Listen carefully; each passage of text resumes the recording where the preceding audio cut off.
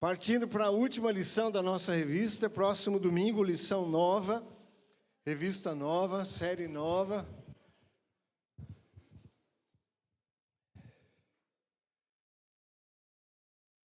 O reino, a aliança e o mediador, esse é o tema da nossa revista, é um pouquinho mais que um trimestre, né? Porque, dado aos eventos especiais que acontecem na igreja, a gente vai pulando uma lição e acaba dando mais do que 3 meses. Mas estamos aí encerrando. Os 2 últimos domingos não tivemos aula, né? Essa aula era para ter dada 2 domingos atrás, mas como foi Dia dos Pais, aí eu fui tomar o café, né? Aí o Rogério deu a aula. E domingo passado tivemos a conferência missionária. Então deu certinho, porque eu troquei com o Túlio e hoje seria o dia do Túlio fazer a liturgia e ele me supriu lá e eu estou aqui hoje. E para quem não sabe, hoje, agora, ou já aconteceu há 10 minutos, a primeira implosão de um prédio no Vale do Paraíba. E foi exatamente em frente à casa do Túlio, lá o prédio do Túlio, ali no Aquários. Tinha um prédio velho lá, há muitos anos que ele está parado, uma empresa comprou o terreno, hoje demoliram e vão construir ali um predinho com 32 apartamentos, um por andar de 640 metros quadrados. Não dá para comprar mais, todos já foram vendidos. Todos já foram vendidos. Se você tinha interesse, né, não dá mais para comprar, já foram todos vendidos. Vamos lá. Vamos orar? Pai amado, obrigado por essa manhã, pelo culto, pelo desafio, pelo encorajamento, ó Pai, de vencermos as nossas batalhas. Obrigado porque o Senhor tem sido conosco, o Senhor é o Senhor Supremo, o Rei da criação e o Rei da igreja. Esse é o tema da nossa aula dessa manhã, Pai. Continue falando a nossa vida. Obrigado por cada um aqui presente. Oramos em nome de Jesus. Amém. Colossenses capítulo 1.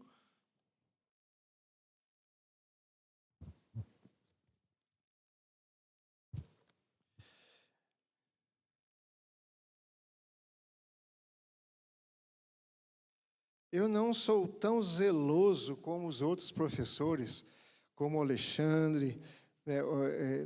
Primeiro eu vou colocar o Davi, né? O Davi é o mais, né, assim, criterioso nesse aspecto, e ele ensinou os outros a fazerem, e eu não aprendi ainda, né? A fazer o papelzinho com os versículos bíblicos. Hermes e Alexandre já fazem isso. O Rony, talvez, não sei se o Rony faz, não lembro, mas eu ainda não aprendi. Colossenses, capítulo 1. Cadê o Colossenses? Está aqui. Verso de número 15 ao verso de número 20. Diz assim a palavra de Deus. Colossenses 1, de 15 a 20.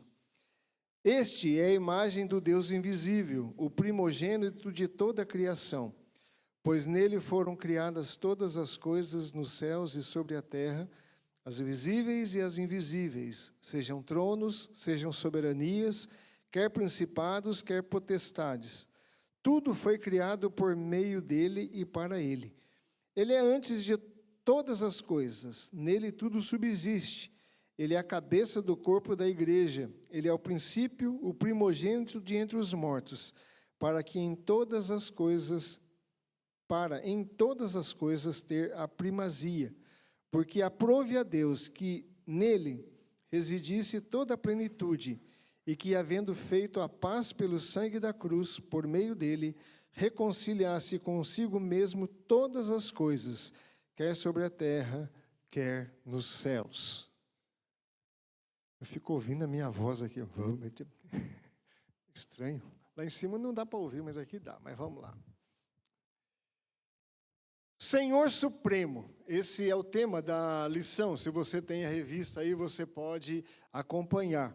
Vamos sair um pouquinho da revista em algum momento, mas basicamente vamos seguir nos tópicos da lição. A soberania de Cristo é uma doutrina acerca da autoridade de Jesus e da sua natureza divina. No mais simples dos termos, afirmar a supremacia de Cristo é afirmar que Jesus é Deus. Qual é a definição de supremo? O mais alto em classificação ou autoridade. O mais alto em grau ou qualidade. Em essência, não há melhor. O que você quiser pegar para comparar com o Senhor Jesus, ele sempre vai estar acima. Ele sempre vai estar acima. O supremo de algo é o seu máximo. Jesus é o máximo em poder, glória, autoridade e importância. Não há ninguém que bata esses requisitos em relação a Jesus. Por mais que a gente procure, a gente não vai encontrar ninguém. A supremacia de Jesus, acima de tudo, é desenvolvida biblicamente, primariamente em Hebreus e Colossenses. Nesses dois livros da Bíblia, eles destacam essa supremacia do Senhor Jesus. Um tema principal do livro de Hebreus é explicar a obra de Jesus no contexto do Antigo Testamento. Jesus foi o cumprimento de todas as tradições e papéis judaicos do Antigo Testamento. Outro tema principal de Hebreus é que Jesus não representa simplesmente uma nova maneira de fazer as coisas. Antes, ele é supremo. Ele é o cumprimento real da velha maneira de fazer as coisas e, portanto, ele é maior do que ela. Então, tudo que estava previsto lá no Antigo Testamento e que as pessoas realizavam, Jesus veio e superou todas elas. Um dos exemplos que a gente pode dar é o sacrifício. Toda vez que o povo pecava, era necessário fazer um sacrifício. Um animal era morto para que o preço pelo pecado fosse pago. Quando Jesus veio e ele foi o sacrifício, acabou a necessidade de sacrifício. Não precisa mais. Aquilo que o pastor falou, não adianta você ficar vivendo numa certa situação se Jesus já resolveu o problema. Ele já resolveu.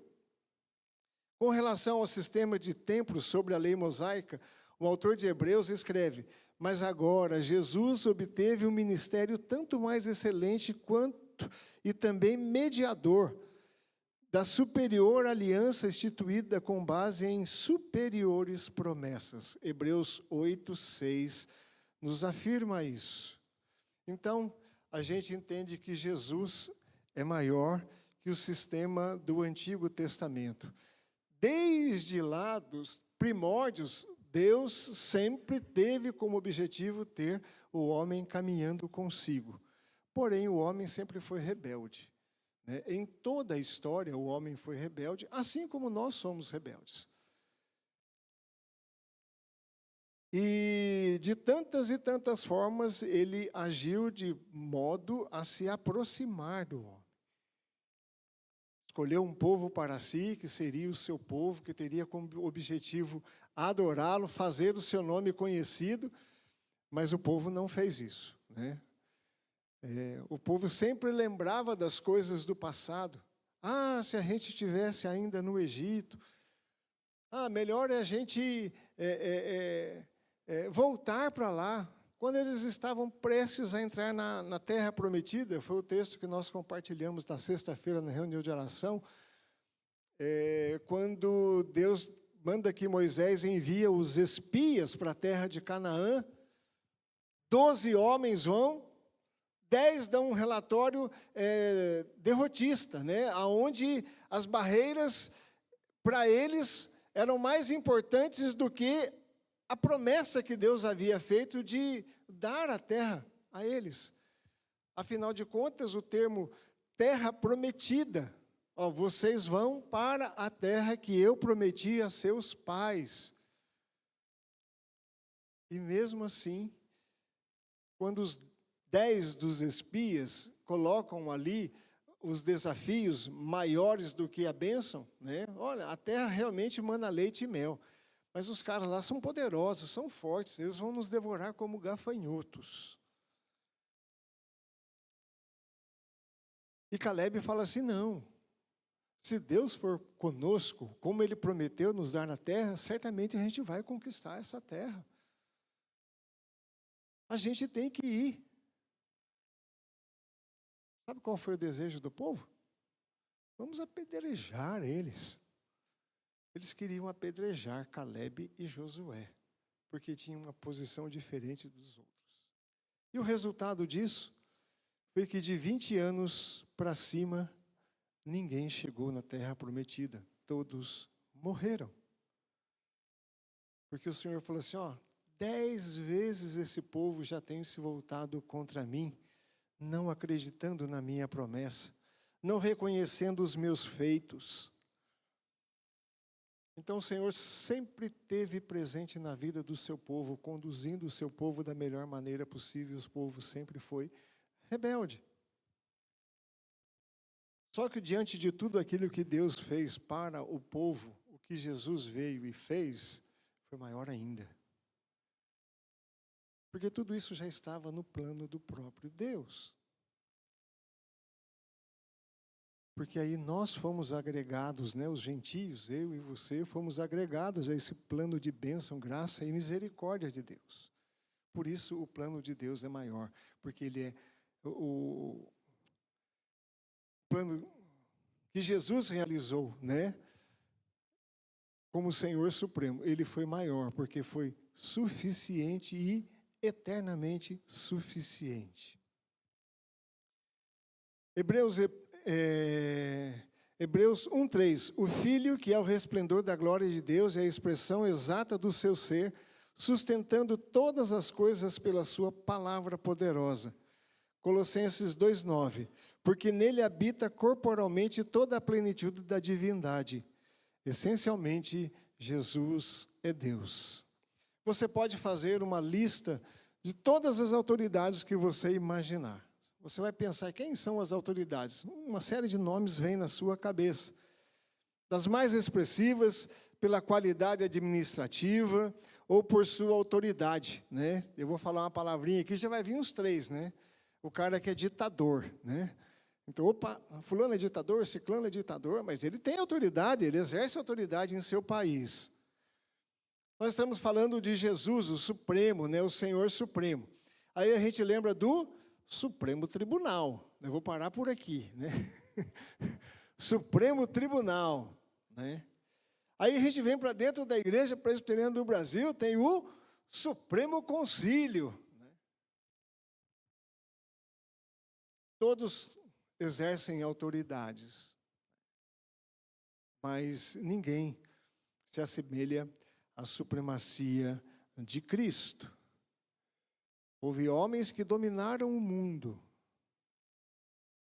mas a palavra é sábia, e ela faz a seguinte afirmação: nenhuma autoridade é investida senão pela vontade de Deus. E os homens não entendem isso. E acham que pelo fato de terem autoridade, eles podem usá-la da maneira que eles querem. Isso vai resultar, no futuro, numa prestação de contas. Eu tenho compartilhado com os presbíteros uma lição que nós aprendemos juntos, e eu tenho compartilhado com outros, Quando a gente fala, e é importante, a gente vai ter eleição aqui em outubro. Eu tinha uma seguinte visão. Como presbítero, eu sou o representante da igreja. Então, tudo que eu for fazer, todas as decisões que eu vou tomar, eu preciso tentar entender qual é a vontade da igreja. Porque, afinal de contas, eu represento a igreja. E eu tenho que caminhar de uma forma que eu atenda os anseios da igreja. Eu estava... Você acha que eu vou derrubar? Eu só não quero pisar na tomada ali. Porque a tomada está para fora ali, eu estou preocupado mais com isso. Então, eu tinha essa linha de raciocínio. Eu tenho que representar a minha igreja. Eu era feliz por isso, porque eu procurava sempre fazer isso com a maior sabedoria possível. Até que um dia alguém me ensinou. Ele falou: Marco, você não é representante da igreja. Deus usa a igreja para escolher os representantes dele que vão exercer autoridade na igreja. Eu falei, misericórdia, estou no mato, né? Porque agora o meu compromisso deixa de ser com a igreja. O meu compromisso ele passa a ser com Deus. Tudo que eu faço aqui, né? Então ninguém pode chegar para mim e falar assim, Marcão, eu te elegi presbítero para você fizesse isso, né? Nenhum presbítero está aqui para isso. Nenhuma autoridade, na realidade, está aqui para isso. Então, o vereador, o prefeito, ele tinha que ter a mesma consciência. A população foi usada por Deus para me eleger, para que eu seja o representante dele aqui nessa cidade. Para que tudo que eu fizer, o nome de Deus seja glorificado, para que tudo que eu fizer em benefício do outro esteja em conformidade com a palavra de Deus. Se todas as autoridades tivessem essa visão, né, o mundo seria outro. O mundo seria outro. E se muitos presbíteros tivessem essa visão, as igrejas também poderiam ser outras. Por quê? Porque nós temos as nossas batalhas, né? Nós temos as nossas batalhas. Nada se assemelha à supremacia do Senhor Jesus. Seguindo na nossa revista, o primeiro ponto, Jesus era rei? É uma pergunta, né? A Bíblia nos apresenta Jesus como sendo rei dos reis. Tudo e todos estão debaixo dos seus pés. Jesus, como ser eterno, está acima de todos os seres. Todos os impérios da antiguidade, da Babilônia, Síria e Roma, já acabaram.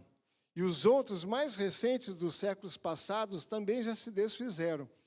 Os atuais também são desfeitos, pois todos são terrenos, passageiros. Eu faço parte do conselho da PECOM e o reverendo Hernandes também faz. E numa das reuniões ele estava compartilhando conosco ali a devocional. E ele estava compartilhando conosco a passagem do fato de Jesus andar sobre o mar, né, quando ele vai e encontra os seus discípulos. E a interpretação que ele faz é o seguinte, por que Jesus conseguiu andar sobre o mar e Pedro não? A gente sabe que Pedro teve medo, sentiu o vento ao contrário e ele se afundou. Mas o ensino mais precioso que a gente tira do fato de Jesus estar andando sobre o mar é de que tudo está debaixo dos seus pés. Tudo, absolutamente tudo, está debaixo dos pés de Jesus. Jeremias 10:10. Abra aí Zacarias, alguém abra aí Zacarias 9:9 e vai ler para nós. Jeremias eu vou ler enquanto alguém abre aí, vai em Mateus e dá ré, né?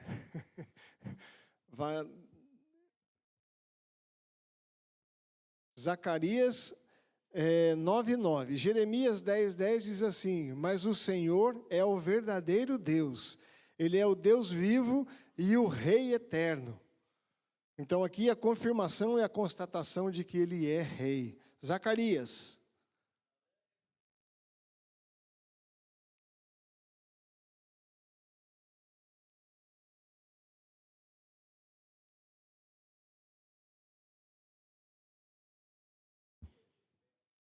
Olha aí. Eis que o seu rei vem, e ele vem até você. Da parte de Jesus Cristo, a fiel testemunha, o primogênito dos mortos e o soberano rei dos senhores da terra, está afirmado lá em Apocalipse 1:5. Havia no povo judeu, a expectativa da chegada de um rei que os libertariam do Império Romano, né? Essa história é bastante conhecida. Muitos esperavam que Jesus se tornasse o seu líder e provocasse uma reviravolta contra o domínio romano. Mas Jesus não seguiu por esse caminho. Jesus se manifestou por diversas vezes sobre esse assunto. Claramente ele ensinava que o Cristo ressurreto reina. Efésios 1:19-23. Por favor, alguém ache aí.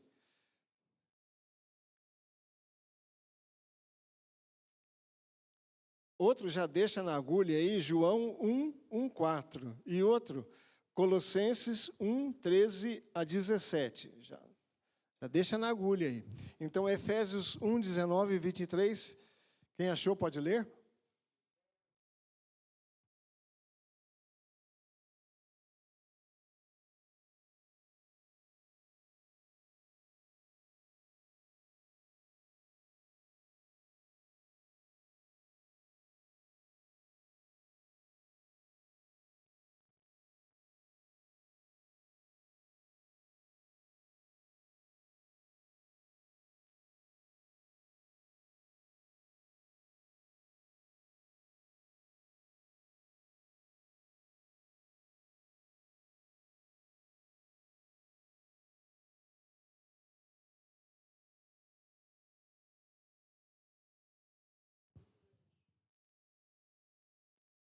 Ele está sentado à destra de Deus e todas as coisas foram colocadas ao seu domínio. Então, o Senhor realmente, Ele reina. Seu reinado está relacionado com o reino de Deus. Ele sabia que em qualquer situação, diante de qualquer pessoa, ele sempre prevaleceria. Ele tinha uma missão a cumprir, não podemos esquecer. Quando ele veio à Terra, ele veio com uma missão estabelecida por Deus, que era estabelecer o reino de Deus. E a sua vida estava totalmente comprometida com essa missão. E quando a gente fala totalmente comprometida, é pelo fato que ele teria que dar a sua vida pelo estabelecimento do reino de Deus. Segundo ponto da lição, o Rei Criador. A criação envolveu 3 pessoas da Trindade. Gênesis capítulo 1, versículo 1 vai dizer: Deus como Criador. Gênesis 1:2, o Espírito Santo pairava sobre as águas, então a gente vê a presença do Espírito Santo. E Gênesis 1:3 vai falar a palavra, né? Disse Deus, né? E foi criado, disse Deus. Então a gente vê aí a palavra de Deus. E quando se fala de palavra de Deus, o verbo trazendo a existência, o verbo trazendo tudo à existência, ou seja, o Senhor Jesus. O verbo, a palavra criadora, conforme João 1:4, é Jesus, né? Não há um pedaço, um cantinho do universo que não tenha sido criado por Deus. Não há vida fora de Deus. No princípio era o verbo, e o verbo estava com Deus, e o verbo era Deus. Tudo que foi feito por intermédio dele. Então, Deus estava presente na criação, o Espírito estava presente na criação, e Jesus estava presente na criação. Vamos ler lá, João 1:1-4. Né? Eu pedi para alguém separar, quem separou pode ler.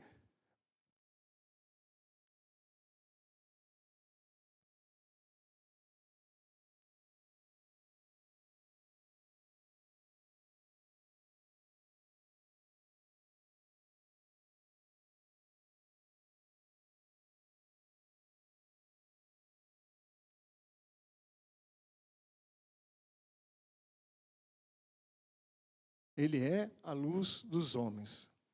Então, sem Deus, nós estamos nas trevas. Salmo 95:6 diz assim: Vinde, adoremos e prostremo-nos, ajoelhemo-nos diante do Senhor que nos criou.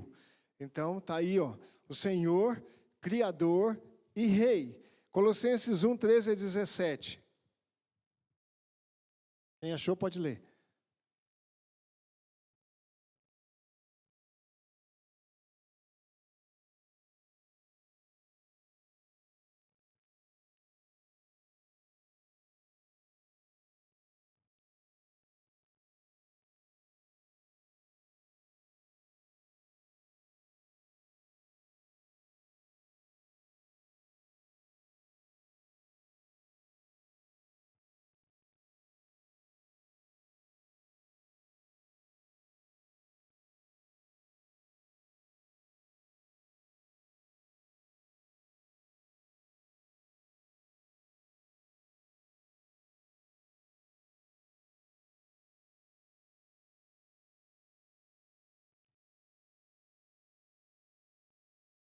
O Filho é o Senhor da criação, como nós vemos aí.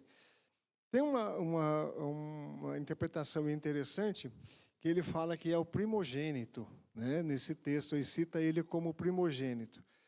Não quer dizer que ele foi o primeiro a ser criado, mas expressa a prioridade e a supremacia. Então, Deus concede a ele a supremacia em primeiro lugar. Né? Ele é o primeiro em tudo. Não foi criado primeiro, mas aos olhos de Deus, ele tem a primazia em tudo, ou seja, ele é o primogênito. As Escrituras também declaram que o Senhor, como Criador, tem o domínio sobre a sua criação. Ele é o Senhor e dono de toda a terra. Calvino faz o seguinte comentário: todos quantos não se submetem à autoridade de Cristo fazem guerra contra Deus, visto que a Deus apraz governar-nos pela mão de seu próprio Filho.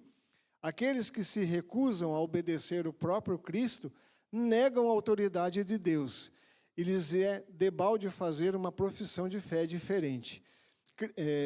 Então, se você, o que ele diz com isso? Se você não crê, não se submete à autoridade de Cristo, você não pode confessar que você crê em Cristo, que você é um cristão. A sua profissão de fé, né, a sua confissão, ela tem que ser diferente.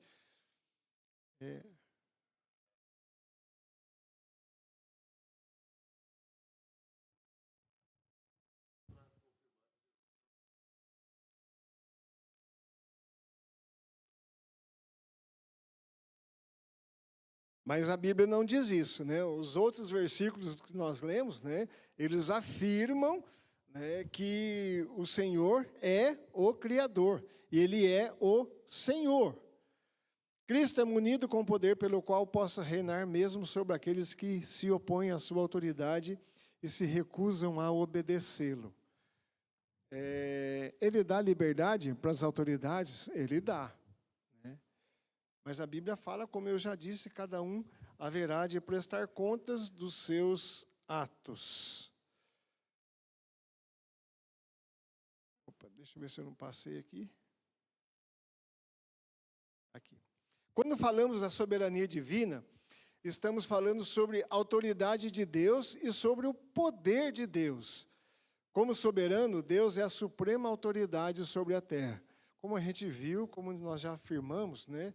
Não existe ninguém ou nada que sobreponha a autoridade do Senhor. Toda autoridade é uma autoridade menor.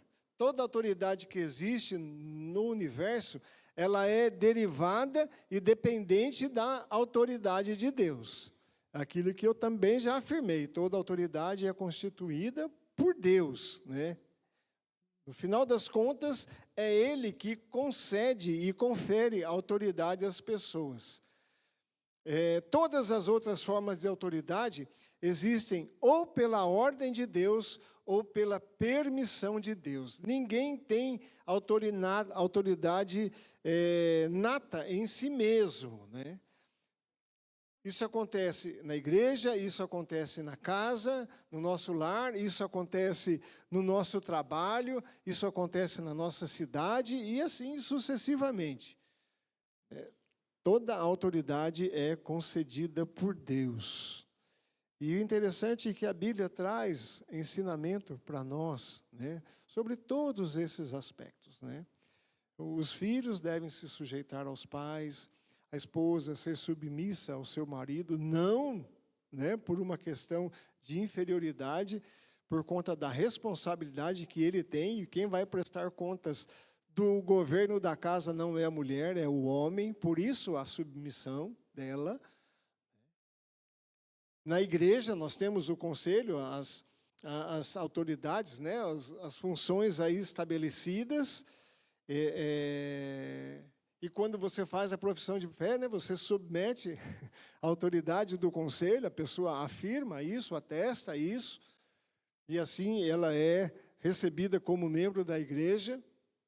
E na empresa, ela tem as suas regulamentações, e a gente assina um termo lá, se sujeitando, e você tem compliance, você tem uma série de coisas que comprometem, podem comprometer com as suas atitudes, pelo termo que você assinou.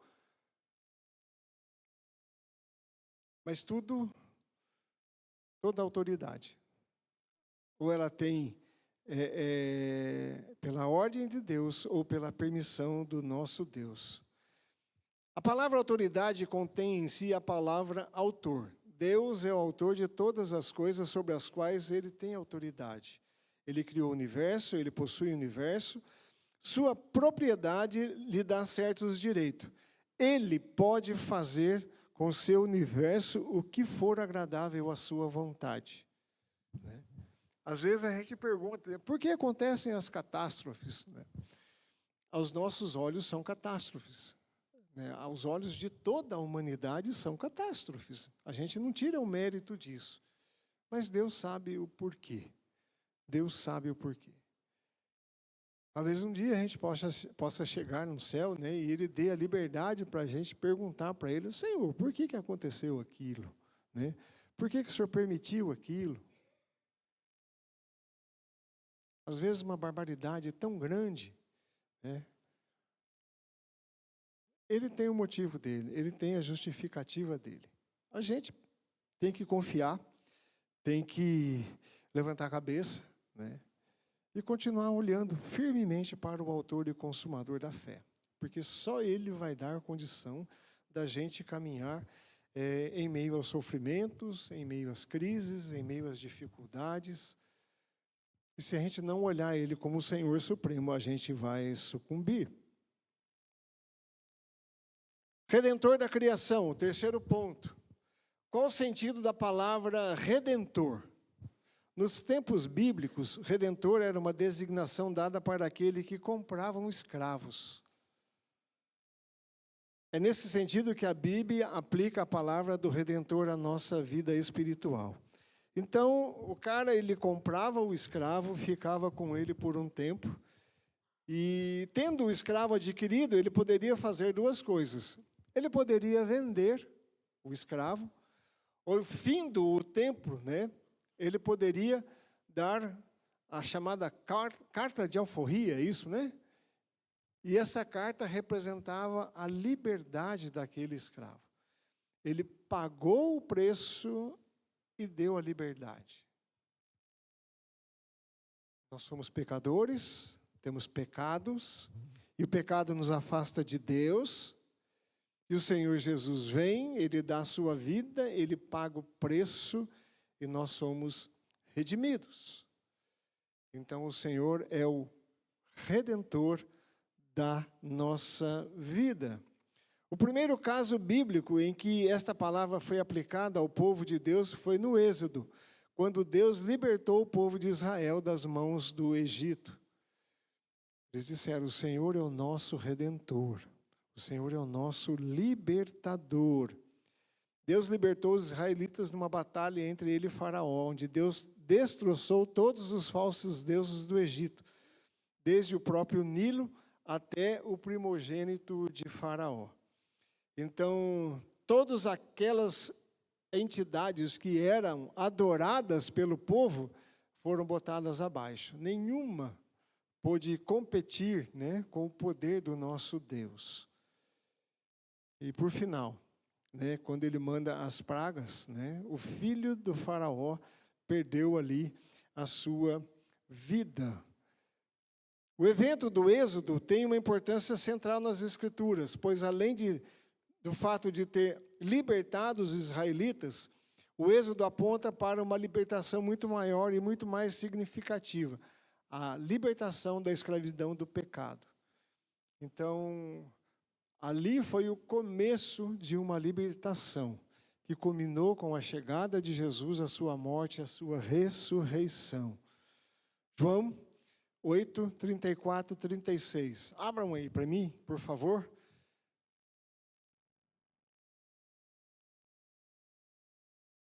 João 8, 34, 36.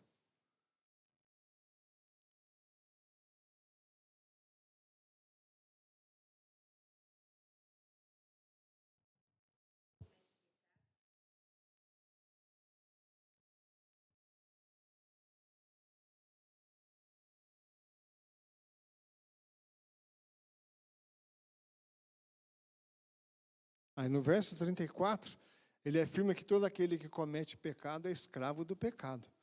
Mas no verso 36 ele diz: se o Filho vos libertar, verdadeiramente sereis livres. Então aí o Senhor, o nosso Redentor. Completada a obra da redenção, né, com a segunda volta do Senhor Jesus, quando ele resolver definitivamente o problema do pecado na vida do homem, terá início o processo de redenção da natureza. Gênesis 3, 17 e 18 afirma isso. Paulo também faz a mesma afirmação em Romanos 8, 18 a 22. A morte de Cristo não só reconciliou o homem com Deus, mas também toda a criação que geme esperando a sua redenção. Então, a obra de Cristo como Redentor, ela será completa. Será na nossa vida e será também para toda a natureza.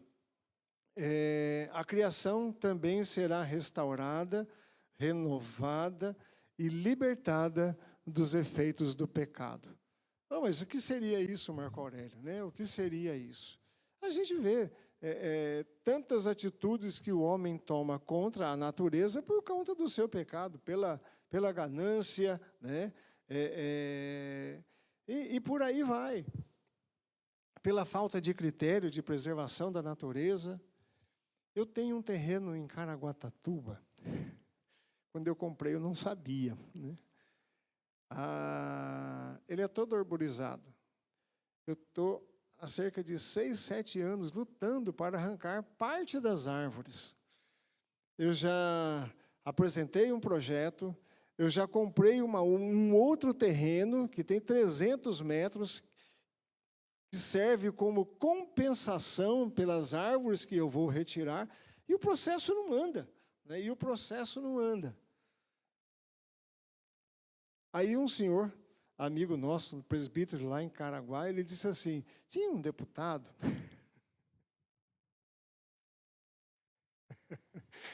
que ele tinha uma área, né? Ele tinha um terreno aqui. Aí ele contratou uma empresa para ir cortar as árvores.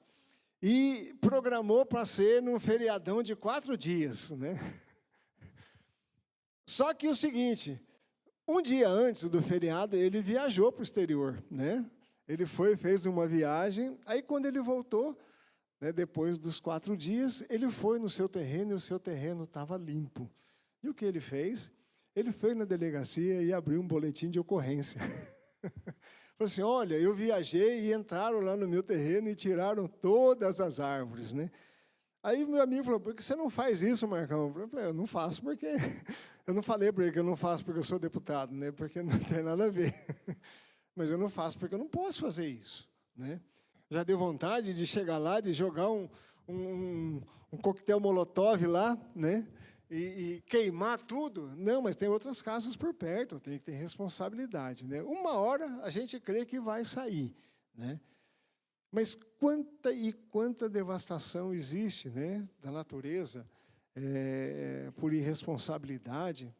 Há quantos anos os caras estão tentando fazer um trabalho com o rio Tietê, né, cuja nascente é límpida, maravilhosa, mas chega em certo ponto, ele fica terrível, né?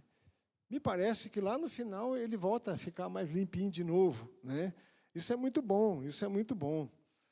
A gente sabe que eu trabalhei na prefeitura já faz tempo, hoje o meu dado pode estar desatualizado, mas na época que eu trabalhava na prefeitura, 97%... Não, isso aí foi outra coisa.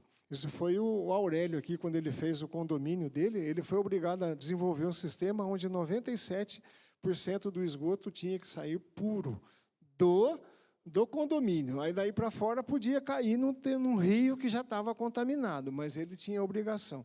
Mas cerca de 60% de todo o esgoto de São José dos Campos era tratado, né?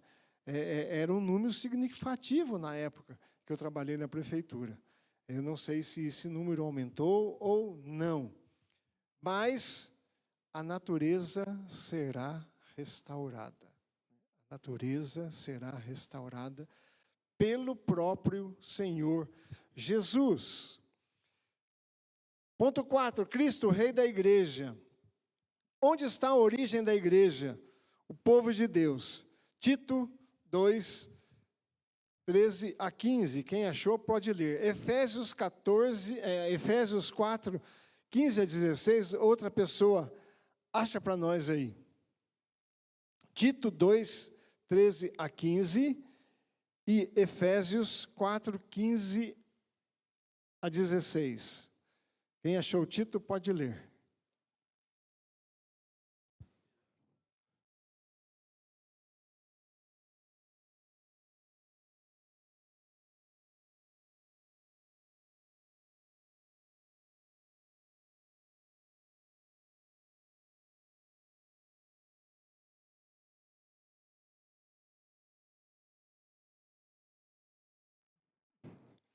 Eu falei assim, é para ler Tito. Eu não falei, Tito, pode ler.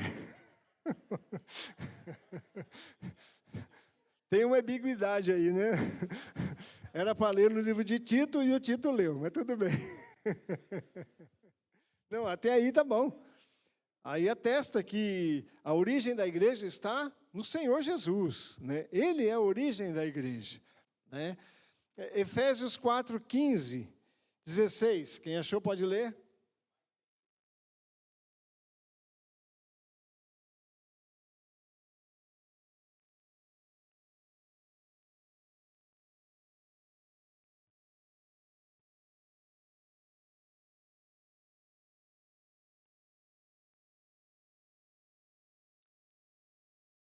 Aí nós vemos o termo cabeça da igreja. É para deixar claro que Cristo é o único governante da igreja e a fonte da sua vida.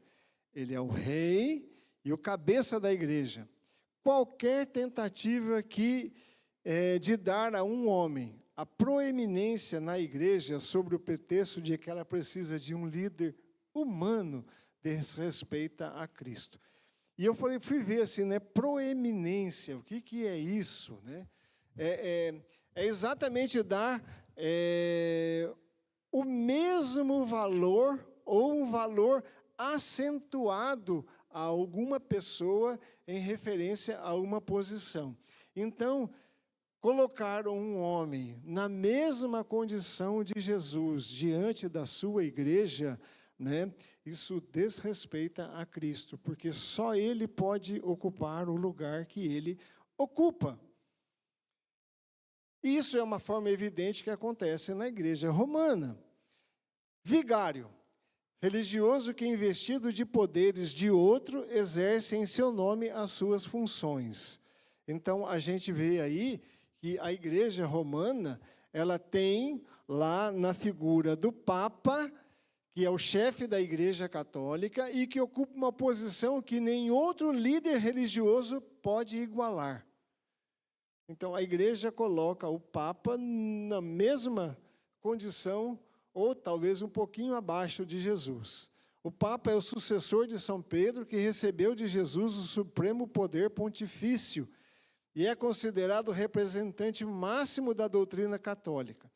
O Papa tem autoridade sobre questões canônicas e litúrgicas, podendo interpretar, legislar, alterar e revogar leis canônicas estabelecidas por seus antecessores. Olha, me desculpe, não sei se tem algum católico aqui, mas a gente vê aqui, né? Eu vou reler o último parágrafo que eu li. Então, o Papa é o líder religioso que nenhum outro pode se igualar. O Papa tem autoridade sobre questões canônicas e litúrgicas, podendo interpretar, legislar e alterar e revogar as leis canônicas estabelecidas por seus antecessores. A Escritura é clara. Todos os membros da igreja são parte de um corpo, com Cristo como cabeça. Isso está em Efésios 4, 4, 6. Aí eu fui ver o que é uma lei canônica. É algo que diz de forma inequívoca, olha só, aí vem entre parênteses, dentro de certos preceitos. Então, já deixa a margem aí, né? Que aquilo é verdade, preferencialmente sem ruídos que interfiram nessa verdade.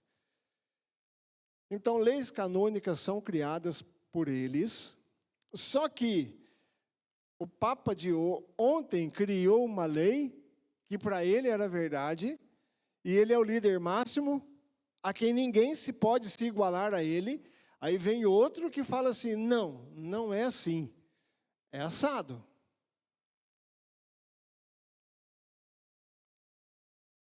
A palavra de Deus não muda, né? Pode falar um pouquinho.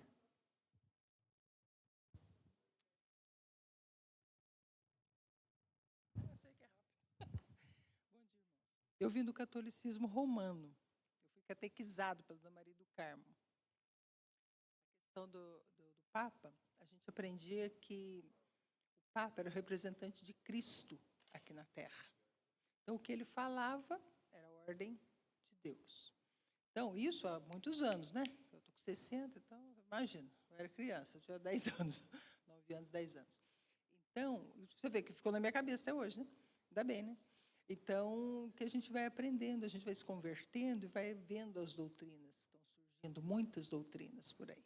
Então, a gente tem que tomar cuidado. O catolicismo, ele zela pelo cristianismo. Não vou dizer que ele não zela, ele zela pela pregação do evangelho. Só que erroneamente, muitas coisas, principalmente doutrinária. Então, uma delas que eu aprendi foi essa, que o Papa, então a gente respeitava o Papa. Hoje já está mesmo, depois com a renovação carismática, que é lá em Cachoeira, que surgiu, com Dunga, etc., etc., então, eles frequentavam muito a igreja presbiteriana, para poder ver como que era o sistema de evangelização, como que era o sistema. Eu era presidente de mocidade e eles iam lá, essa renovação carismática coroa, essa turma coroa aí. Então, eles já começaram a mudar muitas coisas, mas parece que agora estão voltando algumas coisas, algumas como é que eu vou dizer, algumas práticas do catolicismo, porque eles estão se perdendo muito, vamos dizer assim, entre aspas, aí, com o protestantismo, né? Então, algumas coisas eles estão resgatando. Então, a questão da autoridade papal, ela é verdade, ela é verídica. O que o Papa falou, está falado. Não sei como é que está agora, mas era assim.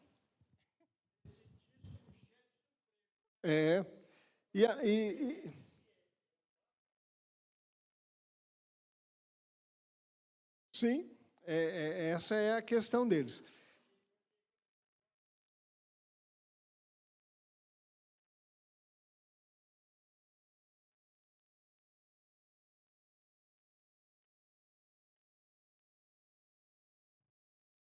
É por aí que vai.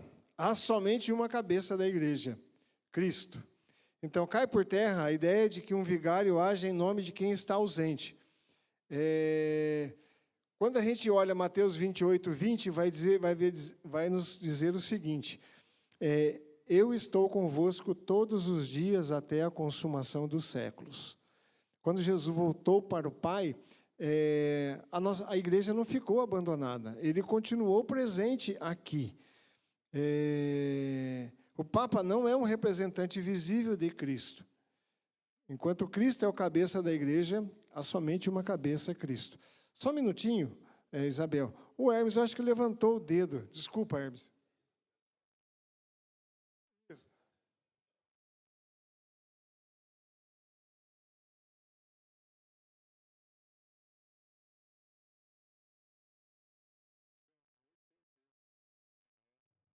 Até o diabo, ele está sob a autoridade de Deus, né?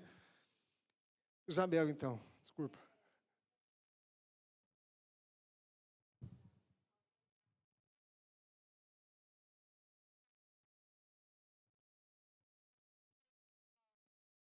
Ficar alerta com... Tem muitos pastores, igrejas que estão sendo montadas agora com as suas próprias leis modernas, que estão atraindo pessoas um falso cristianismo.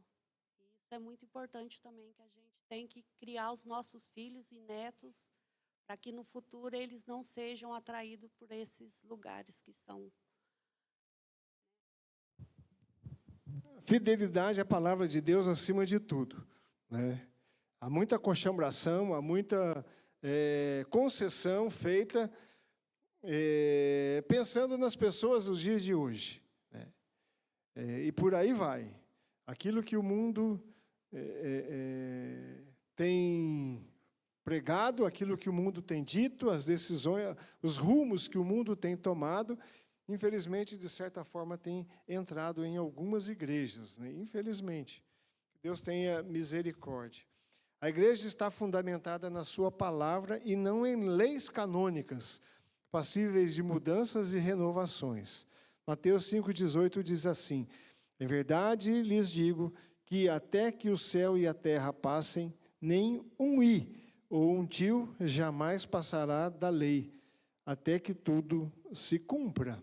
O nosso Deus não muda, né? O nosso Deus não revoga, o nosso Deus não acochambra, né?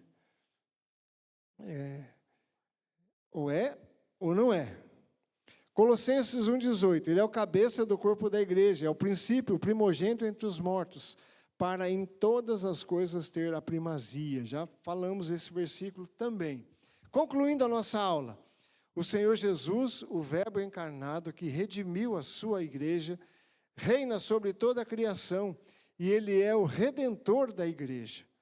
Tem o domínio sobre todas as coisas. Ele é o Rei Supremo e governa sobre todas as coisas. E quando ele governa sobre todas as coisas, está a sua vida, está a minha vida, está a nossa igreja.